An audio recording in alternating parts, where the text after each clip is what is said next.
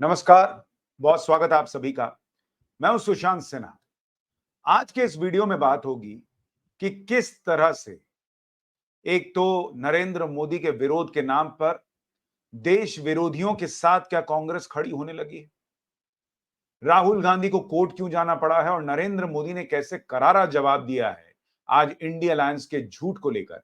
आज ये सारी बातें आज इस वीडियो में आपको बताने वाला हूं, लेकिन सबसे पहले आपको दिखाता हूं कि इस पूरे मामले में आज प्रधानमंत्री नरेंद्र मोदी ने ऐसा क्या कह दिया कि पूरे इंडिया अलायंस और खासकर कांग्रेस में बॉस आग लगी हुई है। दरअसल पिछले कुछ दिनों से लगातार कांग्रेस पार्टी जो है वो अग्निवीर योजना को लेकर झूठ और भ्रम फैला रही है। हमारे जैसे पत्रकारों ने कई बार उसके फैक्ट्स सामने रखे, उसके बावजूद ये काम चलता चला आ रहा है, क्योंकि इनको लगा कि भाई इससे कुछ फायदा तो लग रहा है कि लोकसभा इलेक्शन में मिला है। लेकिन आज करगिल दिवस के मौके पर प्रधानमंत्री नरेंद्र मोदी ने देश के सैनिकों को याद करते हुए, उनके बलिदान को याद करते हुए उन सैनिकों के सामने जवाब दिया कांग्रेस पार्टी को, और उन्होंने कहा कि अग्निपथ स्कीम बीइंग पॉलिटिसाइज्ड, यानी इस पूरी स्कीम पर राजनीति हो रही है। The purpose of Agnipath is to keep forces young and continuously battle ready, Modi asserted, lamenting the blatant politicization of the sensitive subject। उन्होंने कहा कि अग्निवीर योजना का एक ही मकसद है कि कैसे सेना को यंग और हमेशा युद्ध के लिए तैयार रखा जाए। एक बार सुनिए नरेंद्र मोदी ने क्या जवाब दिया, क्योंकि बार बार ये लोग कहते हैं कि अरे नरेंद्र मोदी तो पेंशन नहीं देना चाहते हैं, इस चक्कर में ये सब काम कर रहे हैं कि कुछ को रखो और बाकियों को, अग्निवीरों को निकाल दो। उस पर भी आज नरेंद्र मोदी ने इन्हें करारा जवाब दिया। सुनिए इस बात को, नरेंद्र मोदी के बयान को। मैं तो हैरान हूं, कुछ लोगों की समझ को क्या हुआ है, उनकी सोच को क्या हो चुका है। ऐसा भ्रम फैला रहे हैं कि सरकार पेंशन के पैसे बचाने के लिए ये योजना लेकर आई है। मैं जरा ऐसे लोगों की सोच से शर्म आती है, लेकिन मैं ऐसे लोगों से पूछना चाहता हूं, जरा कोई मुझे बताए, आज मोदी के शासनकाल में जो भर्ती होगा, क्या आज ही उसको पेंशन देना है क्या? उसको पेंशन देने की नौबत 30 साल के बाद आएगी, और तब तो मोदी 105 साल का हुआ होगा, और तब न भी मोदी की सरकार होगी। क्या मोदी जब 105 साल का होगा, 30 साल के बाद जो पेंशन बचेगा, उसके लिए मोदी ऐसा राजनीतिक है जो आज गाली खाएगा? क्या तर्क दे रहे हैं? लेकिन साथियों, मेरे लिए दल नहीं, देश सर्वोपरि है।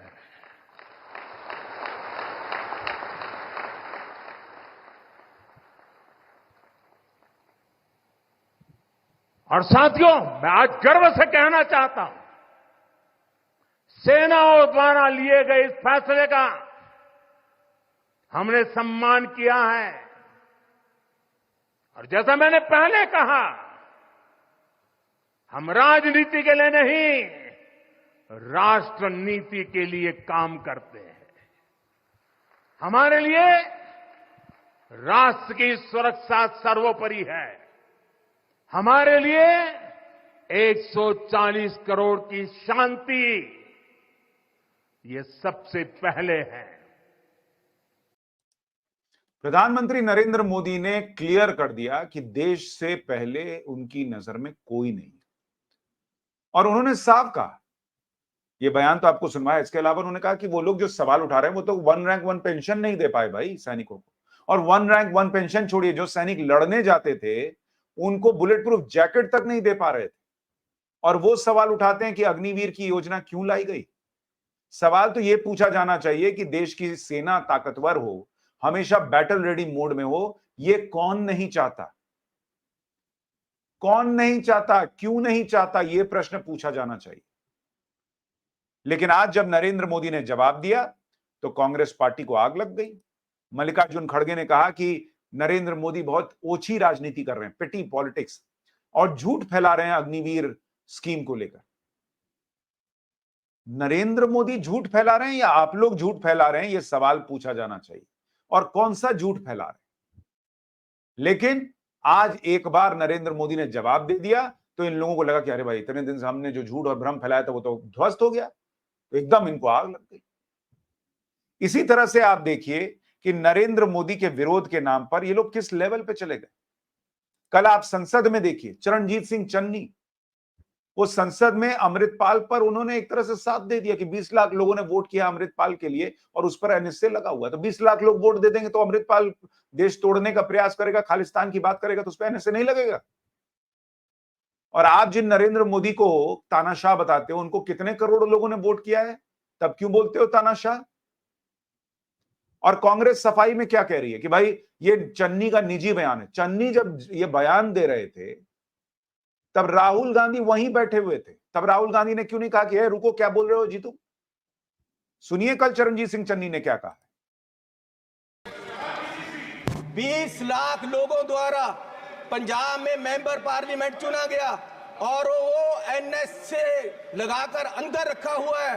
फ्रीडम ऑफ स्पीच, उसकी कंस्टिट्यूएंसी के लोगों की बात यहां नहीं रख पा रहे, ये भी इमरजेंसी है। इमरजेंसी कैसी होती है? चन्नी साहब को जरा मैं इमरजेंसी के बारे में याद दिलाता हूं। एक तो कांग्रेस पार्टी ये कह रही है कि भाई ये चन्नी का अपना निजी बयान है, कांग्रेस पार्टी इससे सहमत नहीं है। तो अगर नहीं सहमत है और इतना देश के लिए खतरनाक बयान चरणजीत सिंह चन्नी ने दिया, तो क्या एक्शन हुआ उन पर? ये तो बड़ा अच्छा हिसाब है, जब विवाद हो इसका अपना बयान है। सैम पित्रोदा का इलेक्शन के वक्त कह दिया कि इनका अपना बयान है, थोड़ा सा एक्शन लेकर हटा दिया, इलेक्शन खत्म हुआ, फिर वापस उसी पोस्ट पे लाकर बैठा दिया। आप ट्रैक रिकॉर्ड देख लीजिए, जब इनका कोई नेता कुछ बोलता है, ये इसका निजी बयान है। निजी बयान है तो राहुल गांधी वहां बैठे हुए थे, क्यों नहीं विरोध किया इसका? ये चन्नी जी क्या बोल रहे हैं आप, क्या बोल रहे थे? और चरणजीत सिंह चन्नी को अमृतपाल की बोलने की आजादी दिखती है। बोलने की आजादी की बात कांग्रेस पार्टी करेगी, जिसने इतने साल तक आरएसएस पर एक तरह से बैन ही लगा के रखा है, क्योंकि इन्होंने कहा कि कोई भी सरकारी कर्मचारी जो है वो आरएसएस के कार्यक्रम में शामिल नहीं होगा। अब जाकर नरेंद्र मोदी ने उस फैसले को हटाया। लेकिन आप देखिए कि हाईकोर्ट ने, मध्य प्रदेश हाईकोर्ट ने उस फैसले को सुनाते हुए क्या कहा है इसी मामले पर। कोर्ट ने कहा, the court in the absence of any reply filed by the union of India to the said effect, despite being inquired again and again, is compelled to believe and presume that perhaps there was never any material, study, survey, or report at the relevant point of time on the basis of which the ruling dispensation arrived at a satisfaction that involvement and engagement of central government employees, even with the apolitical, non-political activities of RSS, must be banned for maintaining the communal fabric and secular character of the country. High court कह रहा है कि कभी कोई सबूत ही नहीं थे इस बात के, क्योंकि बार बार केंद्र सरकार से ये जब सुनवाई हुई कहा गया कि बताइए किस आधार पर आप लोगों ने रोका था कि आरएसएस के कार्यक्रम में कोई शामिल नहीं होगा। कोई जवाब ही नहीं दे पाई केंद्र सरकार भाई।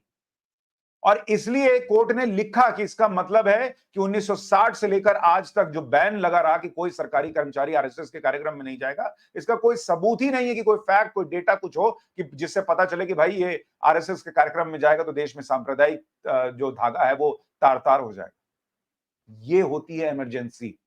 इतना डर लगता है इन लोगों को आरएसएस से, संघ से, कि बिना कुछ बोले ये लोग इस तरह से अघोषित इमरजेंसी लगाते हैं।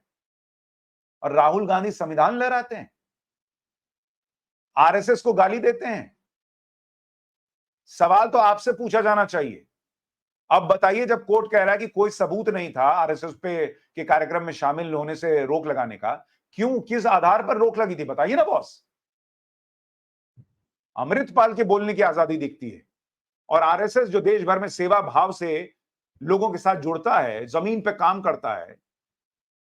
राहुल गांधी जीवन में 7 जन्म में नहीं कर पाएंगे वो काम जो आरएसएस करता है जमीन पर, और उसको आप लोग रोकने के प्रयास में इस हद तक जाते हैं कि अघोषित बैन लग जाए और अमृतपाल का समर्थन होता है और कह दो कि नहीं ये तो चन्नी का अपना बयान। राहुल गांधी तो चन्नी जी को कोई जवाब नहीं दे पाए। चन्नी जी को कल जवाब दिया बीजेपी सांसद ने। सुनिए कल वहां क्या हुआ। आपके पिताजी शहीद हुए थे। माननीय सदस्य लेकिन जी, मैं आप अपनी आपको कह बात दूं, वो उस कंप्लीट दिन करिए। नहीं मरे थे, वो उस दिन मरे जिस दिन आपने कांग्रेस को छोड़ा। निवेदन करना चेयरमैन चाहता साहब, हूं कि इन्होंने आज मेरा नाम लिया। मेरे दादाजी सरदार बेअंत सिंह जी, उन्होंने कुर्बानी देश के लिए दी, कांग्रेस के लिए नहीं दी, देश के लिए दी।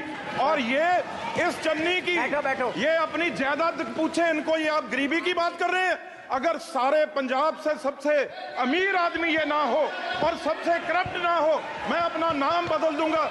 हजारों करोड़ का मालिक ये चरणजीत चन्नी है। और ये गोरा किसको कह रहे मैं हैं? माननीय सदस्य से सोनिया आग्रह गांधी कर जी, रही हूं, वो व्यक्तिगत कहाँ के हैं कोई ये भी पहले विषय यहाँ न बताएं। रखें। भाई सोनिया गांधी जी कहाँ के हैं? ये सबसे मीटू में, ये सारे केसों में ये सबसे करप्ट। इसके बाद चन्नी जी के मुंह से कुछ नहीं निकल पाया बिट्टू जी को जवाब देने के। ये है इनको जवाब जो मिला उसकी बात कर रहा हूं। लेकिन राहुल गांधी जवाब नहीं दे पाएंगे, चुप, कल से कुछ नहीं बोल पाए।